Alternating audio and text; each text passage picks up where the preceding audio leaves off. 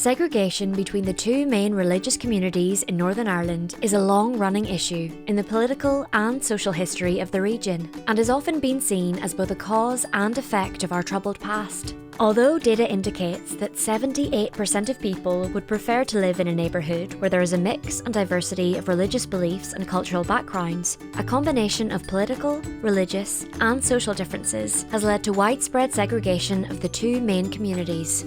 Social housing alongside education are the two settings in which community life is at its most segregated, and the Housing for All strategy, developed by the NI Executive and Department for Communities, aims to address this issue by bringing communities together, by supporting and building a more united and shared society. An initial programme of 10 shared neighbourhood schemes was supported through the NI Executive Together Building a United Community strategy. The delivery of shared housing is now in action in the programme for Government's Housing for All programme, with a commitment to delivering approximately 200 shared social housing units per year. Housing associations tasked with delivering new build social housing provision across Northern Ireland are notified by the Northern Ireland Housing Executive if the area in which their building has a waiting list which would suggest shared potential. Housing associations are then asked to promote the new build scheme as shared. It is not, however, until all housing allocations have been made that the scheme can be reviewed and officially classed as a shared development.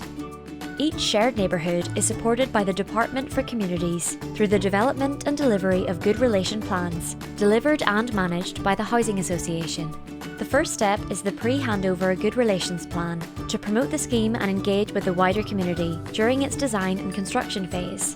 This is delivered prior to the new homes being allocated and focuses on building awareness around the Housing for All programme and its key objectives. Following this, a 5-year Good Relations Plan is developed and tenancies have been allocated to support the new shared development. These include bonding programmes, delivered to the new shared neighbourhoods residents, and bridging programmes, which are delivered between the new shared residents and residents from surrounding communities.